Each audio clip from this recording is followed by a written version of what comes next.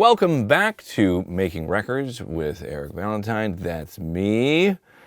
And I'm sitting in my new control room. Oh my God, I can't believe I actually get to be in here and start actually doing stuff. So I've actually been working in this room for the last couple of days. There was just, a thing that came up that really needed to happen. It was, sometimes it's good to just have a moment in time where it's like, okay, just like a goalpost gets planted in the ground. It's like, we have to have this much working by this time. And it really put a fire under us, and I was able to get this room going.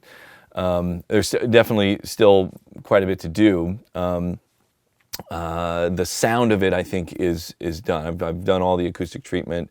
I'll get into more of the details of that. You can see a whole lot of tubes in the back of the room there. It's definitely became a big part of it. A little bit of a spoiler there, but so yeah. So I'm actually doing some sound design stuff that just had to happen right now. So we just busted ass, got it going. I got all of my outboard racks going, all that stuff. And you can't see that in this image because that stuff's all sort of like more towards the front of the room. And so yeah, I'm in here. It's insane. It's so incredible. This has been like it's been forever. This renovation started in November of 2020 is when it was the first thing that happened. Was they needed to replace the roof. So that process started in November of 2020, literally 2 months after we purchased the property. I was so just like determined. Okay, we got the property, here we go. Let's start building the studio. And it's taken 2.5 years for me to actually be able to sit in this room and listen to the speakers and do work in here. And I gotta say, like, so far, just even in its like semi-finished state, it feels incredible in this room. The speakers sound unreal, like absolutely unbelievable. It's so cool to hear the Strauss monitors in a room that's really treated properly. They are just unbelievable sounding. I'm so pleased with this. Absolutely, by far, the best monitoring I've ever had, I've ever heard in any control room I've ever been in. I'm just like giddy every day that we've been in here working on stuff. Even just like, let's find some footsteps and recording a whizzing sound and stuff, it's still, we're just like, oh my God, it sounds so incredible. So that, I don't know. I can't say enough how happy I am to be in this fucking room, finally. Damn it. So here I am. This episode, I'm sure, as you noticed by the title, this is a moment along the way. This has everything to do with, you can see them a little bit up there.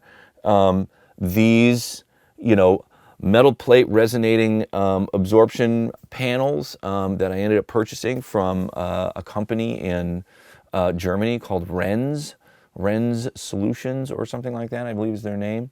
I'll put a link in the description so you can all go and check it out if you want. And so it starts the moment that they arrived from Germany. It was a long journey. I think I mentioned before that I elected to have them go on a boat because it was cheaper, and the room wasn't ready yet. And I was like, it's no reason to fly them here. They're just going to be in the way. And as you'll see, they are super in the way when they showed up in these massive crates. So here it is. This is the morning when they were arriving. It's snowing like crazy, and the one cool thing about Vermont is Vermonters know how to deal with snow. And there's this amazing company called Kingsbury. They did some excavating for us. They do anything that has to do with digging, so like septic systems and all kinds of stuff. They've been incredible and just good friends because they're just like blocks away. And so when I told them, the cartage company was like, you have to have a forklift to get this stuff off the truck. There's just no other way for it to work.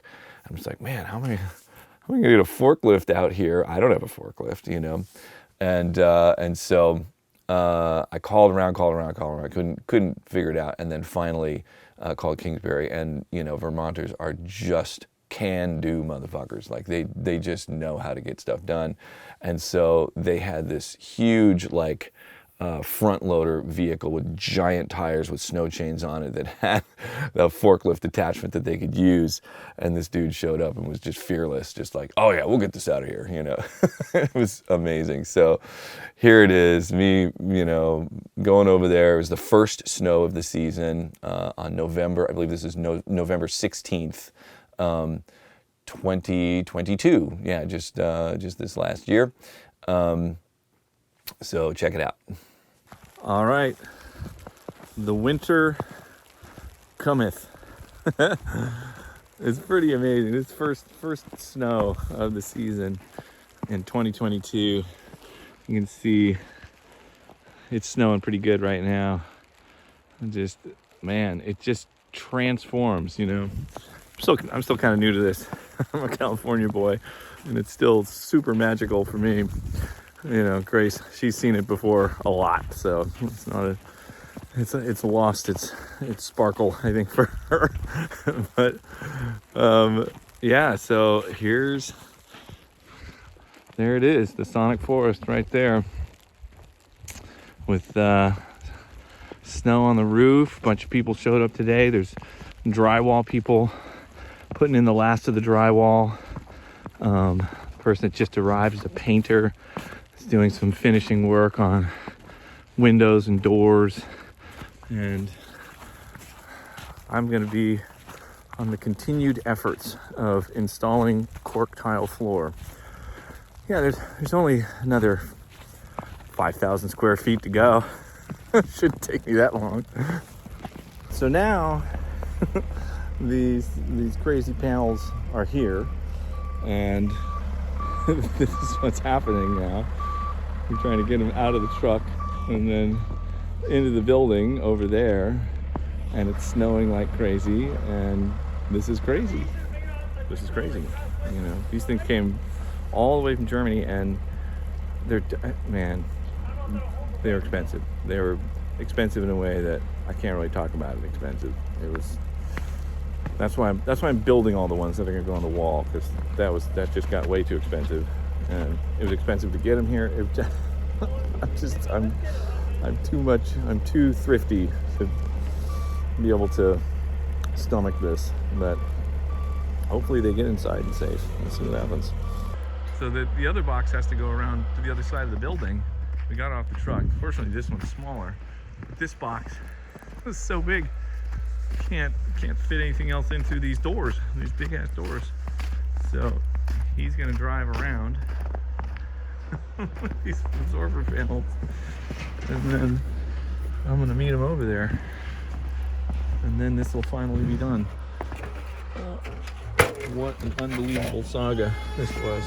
All right, so they made it in safe and sound, man. There were some moments along the way that were so precarious that I was just like, you know, trying to control my anxiety in the moment, and telling this wonderfully generous gentleman that showed up with this, you know, massive vehicle with giant forklifts on it, you know, this crate was so long, it was so huge that, you know, the forks on the forklift weren't long enough to actually really hold it. He even had fork extenders, and then did all this crazy stuff to strap it on there, and all this. It was nuts. And you know, the whole time I'm like, I don't know if this is gonna work, man. These things may fall off of here. He's like, oh, it'll work, you know. And he was right. You know, he's the one that drives the forklift. He knew what he was doing, but it fucking scared the shit out of me. And like I say in the video, it's just, you know, and yeah, and I told him, like, dude, these are expensive in a way that is like, we have to be 100% sure that these things don't fall. You know, it'll just be, that's an unacceptable outcome. So let's just take our time, make sure this is gonna work out right. So, but it did. They all got in there. And so this next bit, this is the first time I open them, because like, I purchased these things, you know, just looking at them on the internet. The internet is, you know, the website is all in German. You can translate it, but it's a little hard to really be confident about what you're seeing, what's going on. Sadly, I don't speak German or Dutch or whatever. And so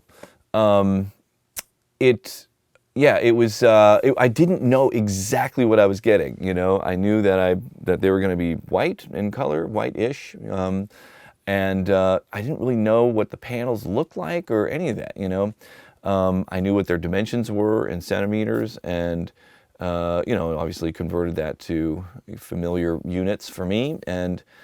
But I hadn't seen them. I just hadn't seen them. So finally, those giant crates were just in the way.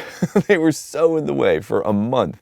The really huge one that you could see, that was just, all he could do was just get it barely inside the door. Certainly couldn't drive that vehicle inside.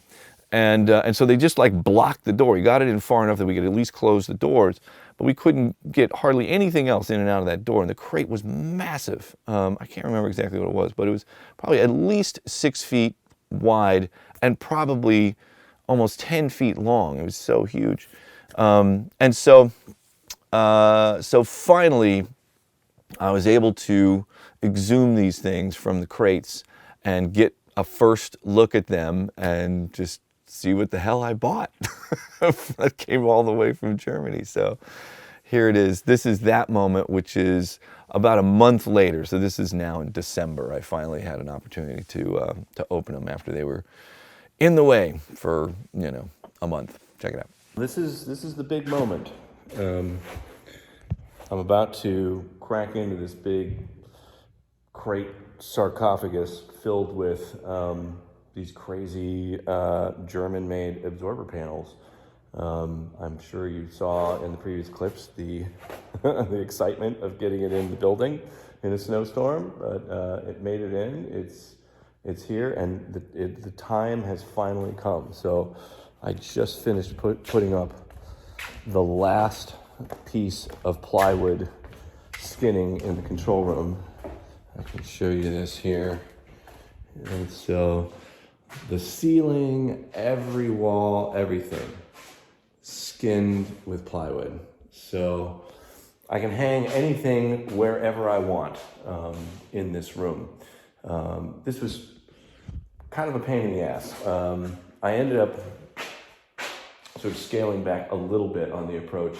I was going to do resilient channel on all of the surfaces, excluding the ceiling, because I think the ceiling would just be too much weight for the resilient channel to hold. The walls are a safer bet, because it's hanging vertically on the on the channel, and it's stronger in that direction for sure. But I ended up only doing the resilient channel on this back wall, because on the other side of this wall is the big sound room, and the front wall, because the other side of that wall is the small sound room. But the side walls here, you can see outside here. I'm not going to bother anybody out there, except maybe some deer and woodchucks, and I'm sure they'll enjoy it. And they're not very noisy, so they're not going to bother me. And then this direction is just a hallway. I have these racks mounted in the wall, so there's a kind of a big opening there. Like soundproofing this surface really just didn't make a huge amount of sense, or at least putting that extra effort. And the resilient channel, it is sort of a pain in the ass. Like it's really designed to be used with sheetrock, and I was trying to mount 3/4 plywood on it. And yeah, it's just very hard to tell when the screw is actually grabbed to the channel and what the fuck's going on and all that. So, bit of a pain in the arse, but it's up. And so the next steps are going to be exhume the panels. We're going to put the ceiling ones up first, and we have this this lift that's used for hanging sheetrock on the ceiling. So we'll be able to put a panel on the lift. It'll hold it up against the ceiling while we get it mounted. I actually don't even know how they mount it. They come with some sort of brackets or something. So we got to figure that out. And then the walls. So I'm going to mark on the walls where all the panels go that I'm going to actually build from scratch. And then mark on the ceilings where all the ceiling panels go. Because it's all been laid out in a CAD, rendering of the room, where this is going to be for track lighting. So the track lighting is going to fit in between the panels. It all has to be fairly precisely placed. But Here we go. It's time to get into this thing. See what see what these look like. I don't even know what they look like. So this is gonna be it's gonna be cool. All right.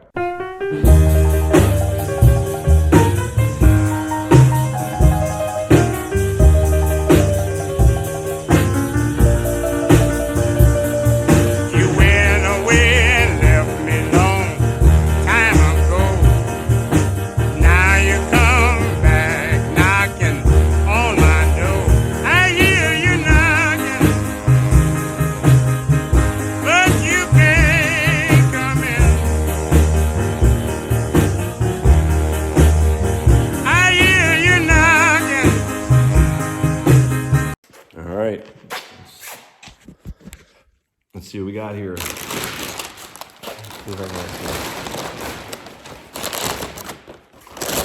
Open this up.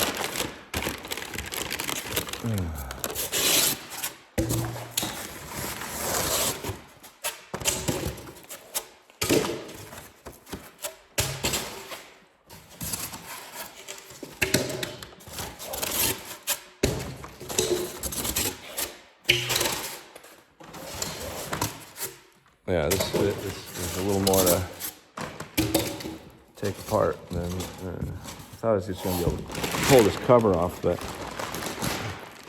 this looks like it's actually like vacuum sealed onto this. It's just kind of incredible. Never seen that before. Okay, well, I'm going to have to just cut into that.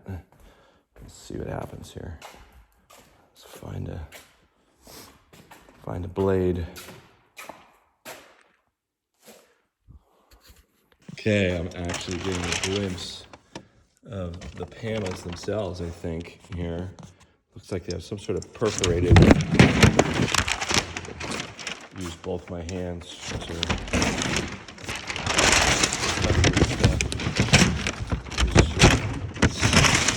sealed in this, this whatever, like waterproof plastic.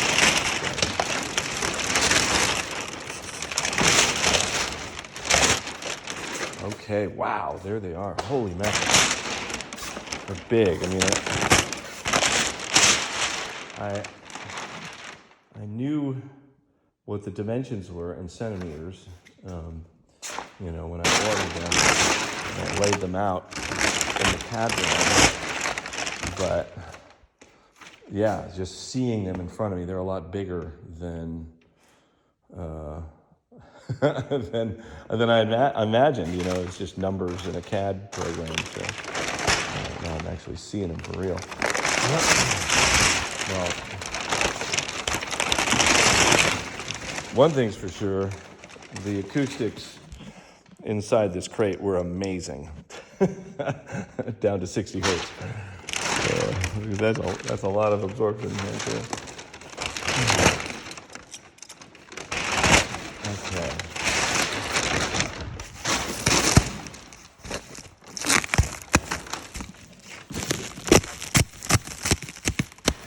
Yes, there we are. Wow. Cool. Huh. Yeah, now I got to figure out how they mount and all this other stuff. Supposed to be some brackets that come with them. And so, all right, I better put the phone down before I cut myself. All right, first look right there. Ooh. Okay, so we got a glimpse of them there, and I did another sort of walkthrough of the control room after all of the plywood had gone up, and so in the control room before I could put up any of these panels, like. The sheetrock had to get finished. I think we did just do a coat of just primer on there just to kind of really seal everything up. And then, in the front and the back, there's a resilient channel and plywood that went on there. There are other surfaces that were either more complicated or didn't need as much isolation. Was just green glue with the plywood layered on top of it. The ceiling was just green glue. And it turns out, you know, for some of the comments here about this either 3-leaf, 4-leaf effect where, you know, that little cavity can create a resonance and actually compromise the isolation. I don't know yet if that's happening with my situation here. I'm not sure. We'll see, you know, once we really start making some noise in here. So far, the isolation between the control room and the smaller sound room, which is on the other side of the front wall here, it seems really good. You know, like you can't hear a damn thing from either side. We have to like be on cell phones, you know, in order to work on wiring that's passing through the wall. So, you know, I don't know. That's not much of a test, but it's blocking sound. Okay. So then I guess the other thing that needed to happen, all this plywood on the walls, I needed something to just kind of seal it up a little bit, and I didn't want to put like a hard, you know, kind of lacquer finish on it, and so it all got oiled with just linseed oil. So I had to, you know, paint everything with linseed oil. Finally, it was ready for the ceiling panels to go up, and so now this next bit is all about putting the panels up into place. And so you'll see the process of actually mounting one of these on the ceiling. I had Alex Proctor helping me. So just 2 people was able to, you know, we were able to put all these up. You know, I got some of these panels were the largest size that they make. And they're quite long, I would guess. Yeah, almost probably just shy of 8 feet long. And so you can see that whole process of how these things go up. They really go up quite easy. So we do like a before and after sound test. You know, I've been sort of documenting along the way, just graphing the room so you can see the difference that it makes once all of these ceiling panels go up. So the room goes from literally no acoustic treatment at all to just having almost the entire ceiling covered with these Renz panels. You can see the difference there. There's some other interesting details about the construction of them. I actually pull one of them apart and you can see how it went together. There's a little bit of a surprise there. So here it is, checking all of that out. All right, so we are officially into the process of hanging these absorber panels that go on the ceiling. You can see those are the big long ones. There's a bunch of the other ones stacked up, and you can see one here that's actually mounted, and you can see the brackets that's used. They actually go up really easy. So it's just 2 screws for each bracket. You obviously have to measure it out and get them placed properly, but that was pretty straightforward. And then the thing just kind of slots on there. There's like these little bolts, you know, right there that slot right into those little brackets up there. And so they go up really easy. You can have the brackets up there in advance. There's other stuff that needs to happen before I can put them all up, or I'll end up having to take them down again, and it's just more work. So these support beams here, I had to put, this was already here, and then we had to add this huge thing because we removed the steel column that was right in the middle of the room. And so to be able to do that, we had to be able to support the weight of the second floor with this big bundle of LVL, you know, engineered wood. And so I want to cover these with something more, you know, a little more attractive to look at. It'll be probably some sort of, it'll probably end up just being pine, like the rest of the ceiling, so it'll match other things. We'll see, maybe something darker than that, or yeah, I'm not sure. So then the rest of the ceiling, so you can see this is everything laid out over here, and we had to do chalk lines to just get everything straight. And what I'm doing right now is I'm actually sanding off the chalk lines where they might be visible. And so, you know, so in between all of these spots, I sanded off the chalk lines because it doesn't matter having them here because they'll just be covered up by the you know, the panel itself. And then I'm gonna just oil the surface. This, you know, so it'll still be wood in here. I got this tried and true Danish oil that I'm gonna use, so it'll just give a little bit of a seal to the wood and warm it up a little bit. So it'll be a little bit darker than what it looks like now. But just a nice natural wood finish on the surfaces. You only see little bits of it, like this little channel here in between where the panels are. So you only see like these little, 6-inch little strips of what the actual ceiling material is. There are places where there's screw heads that might be visible. Those might end up not being visible because they're going to be right where the edge of a panel is. But like these down, those ones there, those will definitely be visible. And so those, I'm just going to drive those screws in a little further, put some wood patch on there, sand it, and just try and pretty those up a little bit. So, but that's the basic idea. So now I gotta finish off this section. This is the last quadrant of the ceiling that needs to have the brackets put up.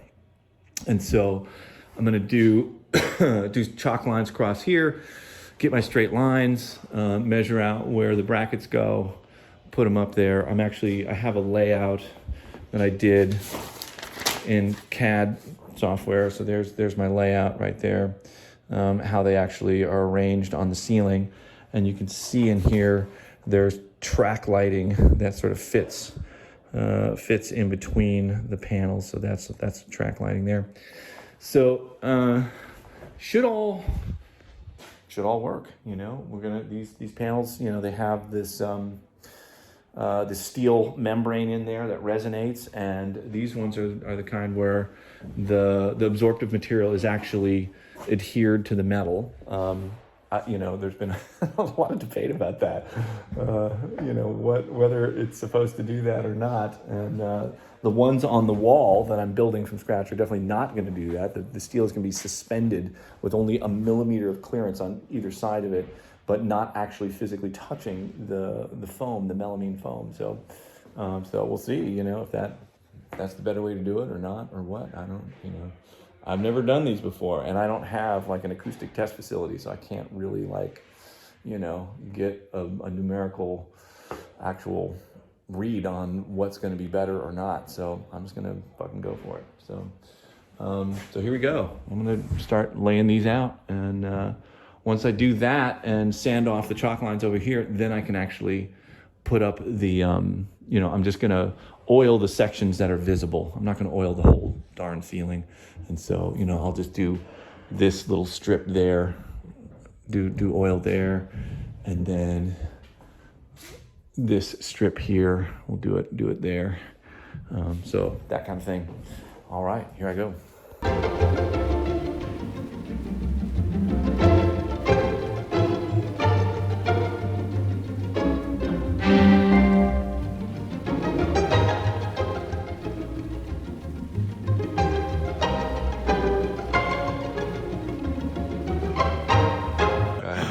Okay, so we have all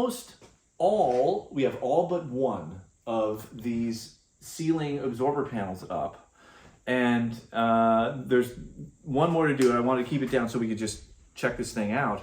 I've been talking a lot about this style of absorber, where there's a soft material, then there's this sheet metal, panel that has a resonant frequency to it, and it extends the low frequency absorption.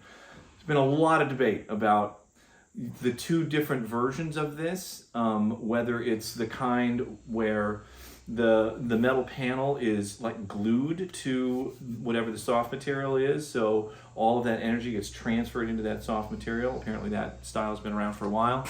The kind that I'm going to do on the walls is going to be this thing where that sheet is suspended, and there's just this tiny, like 1 millimeter gap on either side of the metal panel, and there's soft material on the back, soft material on the front, but it is not in contact with them.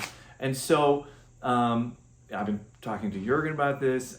He told me, just go ahead and get these ones that are made in Germany for the ceiling, because it's very complicated to be able to do that on the ceiling. My understanding, maybe I misunderstood him, but my understanding was that these ceiling absorbers would be like that it was a piece of metal that is suspended, and then there's soft material on either side, but it's not making contact with it. That was like the whole gist of these things, as I understood it. Turns out that's not the case. So we had we took these things apart a little bit. They come apart very easily because there's like nothing to them, it turns out. And so there's soft material. This, typically the way it goes is there's a thicker piece of soft material on the back to deal with absorbing the low frequency energy, and then there's a thinner bit on the front just so you're not have this piece of metal bouncing reflections back at you. But here's the piece of metal. It's in there. It's not suspended at all, and it is normally glued to this thing. You see the glue. Most of them came loose in shipping. They came a long way, and so as we're installing these, once we get it up so it's ready to go get installed, we just center it in there, and then gravity really sort of holds everything together. And so I was just kind of surprised to find out that these are just this kind of simple version. Like, I could fucking make that. It's not that complicated, I'm gonna make the ones on the wall, and I could have made this, but there you go. They look beautiful. You can see now all of them installed in the room, and they look great. I'm really happy with the way they've turned out. And shortly here, if I can find my damn UA interface, it's lost somewhere, we're going to do another sound test. So I tested the room with no acoustic treatment at all and graphed it. And so I marked the positions for the speaker and the microphone. We'll do it again. And I just want to go in stages and just see how each, portion of this soundproofing affects it. We'll be able to do it with, now that the ceiling has all this stuff on there, and this stuff, as it's shown, all the test data results and stuff, these panels are supposed to be essentially an open window all the way down to 60 hertz. So that should make a difference. We'll see. We'll check it out. Flyby. This too. All right. So I thought we'd show you how we're putting these things up. The mounting system is pretty cool. There's just these little pegs in the sides, and they go into these brackets. The brackets go on with just 2 screws, and then there's this like groove thing that the little bolts slot into, and then that holds it in place. And then you either do some blocking on one side, or it has these little set screws that you can put in. This one will have to do blocking because I won't be able to get a screwdriver into, from the side once this thing is up there. But we're using this this sheetrock lift for sheetrocking ceilings to put these things up, and so and it makes all the difference. Like, putting these things up by hand without this thing, it would just be brutal. Yeah. Okay. So check it out. This is how we do it. Yeah.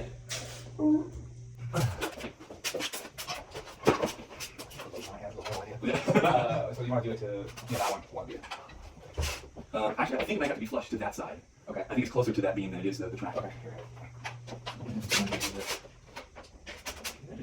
Yeah. Okay. So then let's center this thing. Okay. It actually looks like it's pretty decent center. I think I go your way a little bit, so I'm touching my hand here. Okay. There we go. Okay. Okay. Okay. And then you go. Okay. That's actually pretty good. Yeah, let's do that. Okay.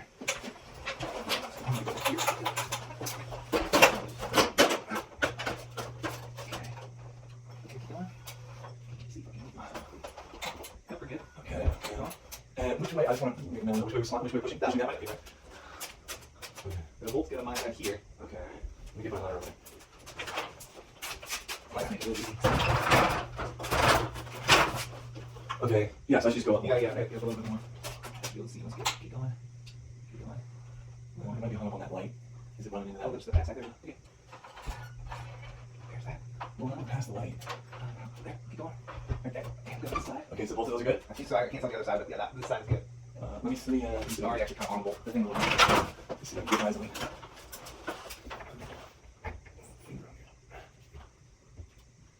I think it is good though. Yeah, I think so. I can't.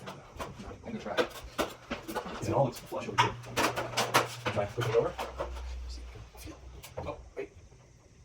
No, on the outside here. Okay. So Go down. down. Yeah. It's a pull. Yeah, just pull down in that corner. So you can get it. I can't see it. It feels like it's not close. Oh, wait there. you know what? I should think inside of that bolt on that side. It's not good. Okay, that feels like it's on the inside of it now. Let me go check this side. Okay. Now this side's off. There we go. Check one sec here. They go up. Okay. I think that's gonna be good. Check the inside here. I can't. Yeah, that's gotta be good. It's good there. I can't see it, Brad. I don't think you. Yeah, I don't think you. If you can get your finger in, it's too far. Okay, yeah, I think we're good here. Okay. So I can feel both. Okay. So I think it goes this way. Yeah. Here it goes. Okay. I think that's it. Yeah, that feels solid. It does. Okay. So I'll move this guy. Okay, yeah, just keep Yeah. that way. Yeah, maybe. Okay. That's it. Okay.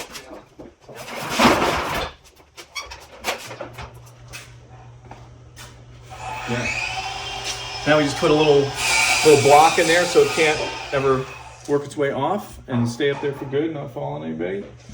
Done. Okay, so next round of testing. We got all of the ceiling panels up with the help of the mighty Alex Proctor. And so here's our little test setup. We didn't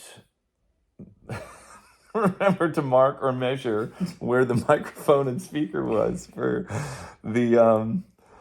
the first test because it was marked on the concrete floor. We put in the cork tile floor, and so it covered up the marking. So, but you know, I had it sort of laid out in the in my CAD drawing here. Let's see if I can spin this around so you can see this.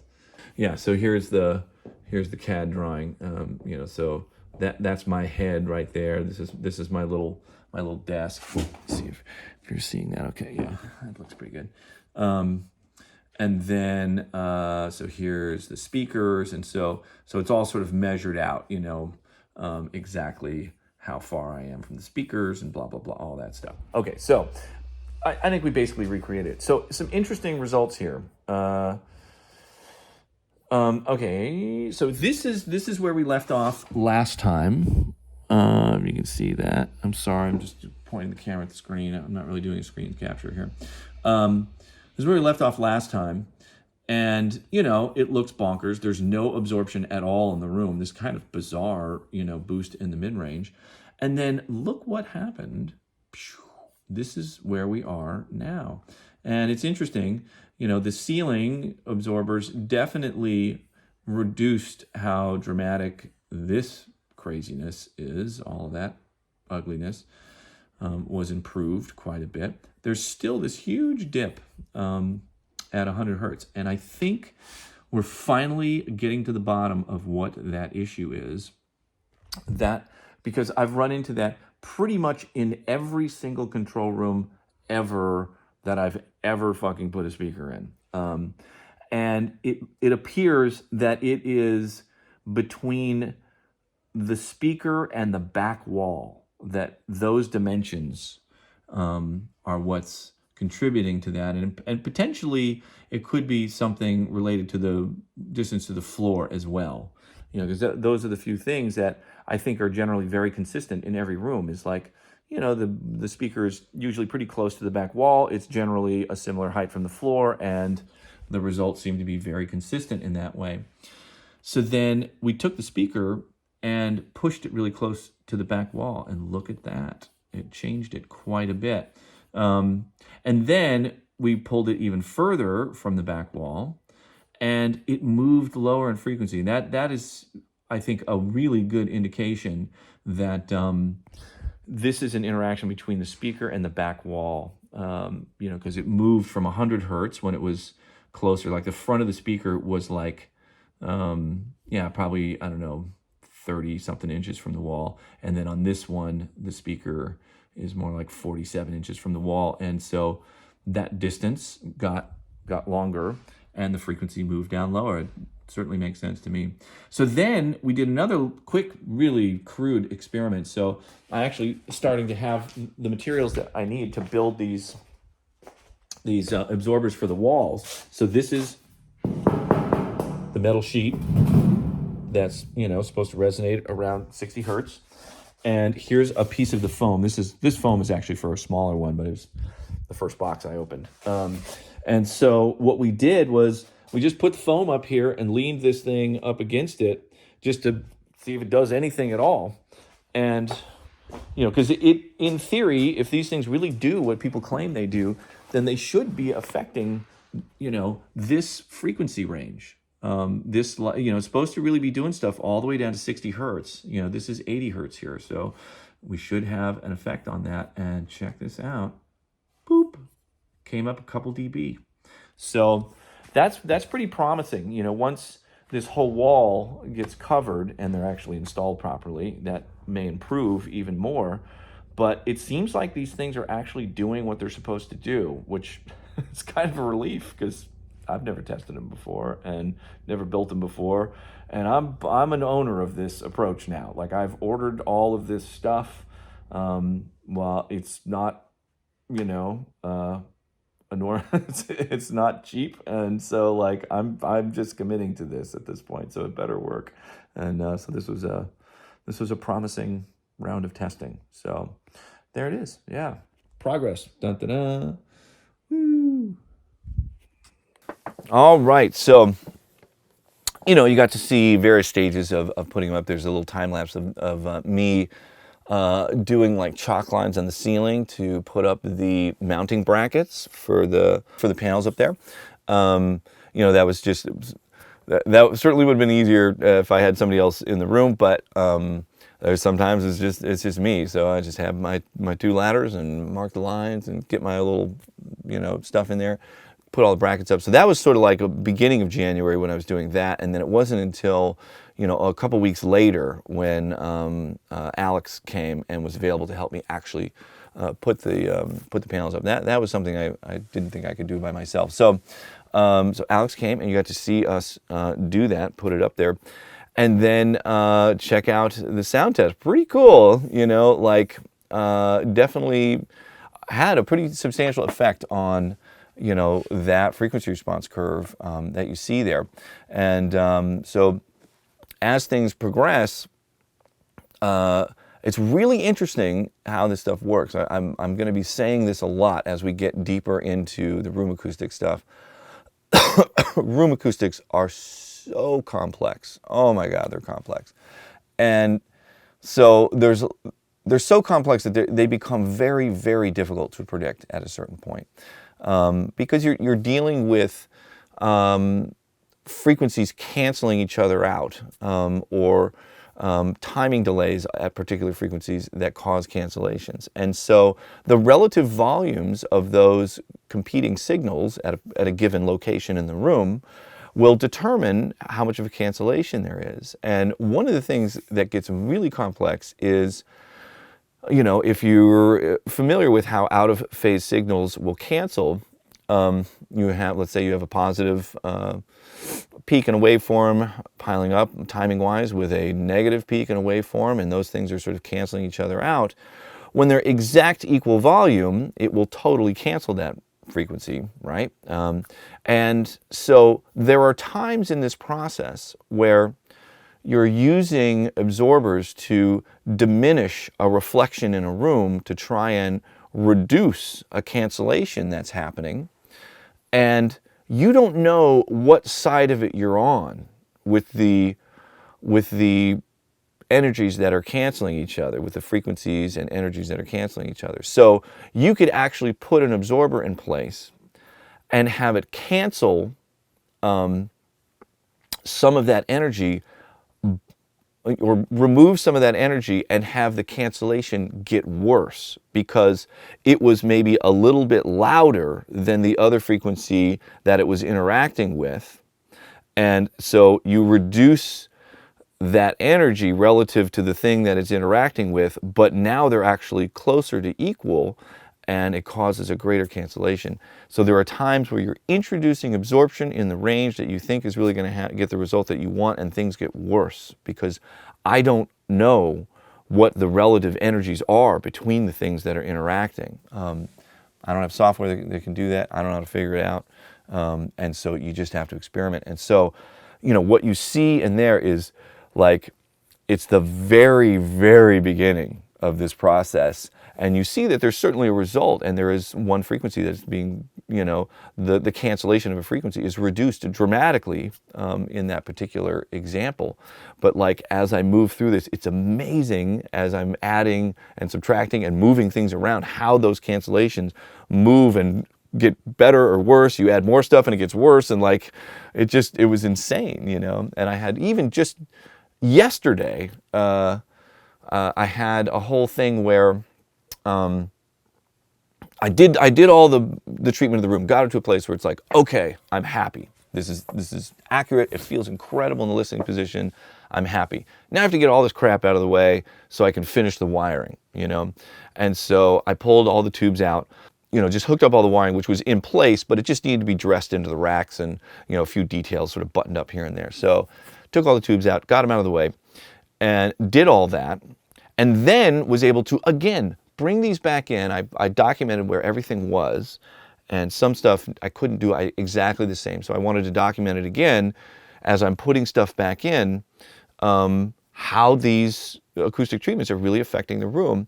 So I went through that process, did it stage by stage, graph the response, and it's just incredible how, things things will improve and then get worse, and then you try another thing, and so it isn't just more makes things better. You have to put things in the right places in the room relative to your listening position and all that stuff. So so it is an unbelievable journey, and I'm trying to show as much as I can that may be helpful for people, maybe save some time. But there really is a point where there's nothing to do but just try it. Like, all of the concepts in math and stuff only get you so far, and then it just gets too complicated, and you just have to start throwing stuff in the room and really just continually checking the frequency response of your listening position. Or if, I've seen some people comment about doing an array of positions, taking an average. I get why that can be important. It's not the approach that I think makes the most sense or works best for me. I'm really focused on where I'm sitting. I want this to be perfect. Everybody else gets what they get. I have enough absorption in the room that the room, generally kind of evens out a fair amount. And so it's good enough for everybody, but I'm not going to compromise my position here for the want of having, a better generalized listening experience throughout the room. Fuck that. This is about my position. So that's sorry, that's my approach. So yeah. So we'll go through the whole thing, and you'll see all the craziness of it. So there it is. That's the first step with these crazy resonant metal panel. I think I've seen different references, acronyms for these things. I don't know exactly what people call them. So I'm just calling resonant metal panel absorber. And so next episode is going to be the ones that I built myself that go on the wall. You can see them here. That is them. And over here, they're on the wall. So you can check that out. There's some really cool examples of their effectiveness. I was able to, I think, isolate that in a meaningful way. You can check that out. And the whole process of getting the materials and designing it and testing things and figuring out how to mount them, and the whole thing is all in there. So that will be next week. Just heads up, like, this is an insanely busy time. You can see I'm in scruffy mode. I don't even barely have time to like bathe and take care of my personal hygiene to the detriment of all around me.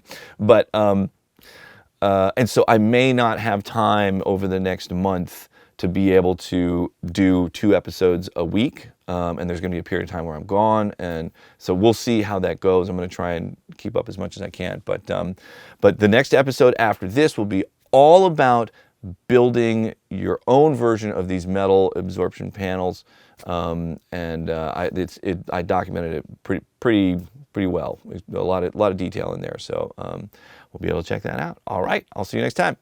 Bye.